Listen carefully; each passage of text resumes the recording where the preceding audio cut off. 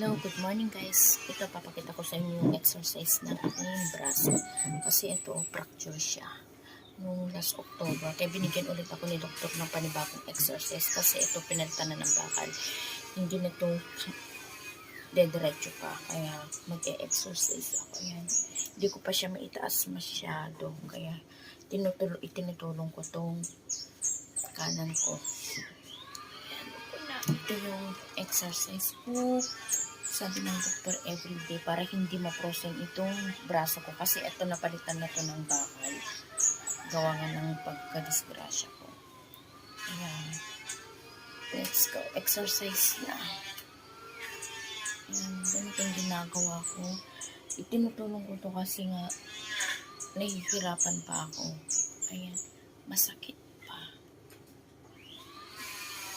Ayan. Minsan ganito.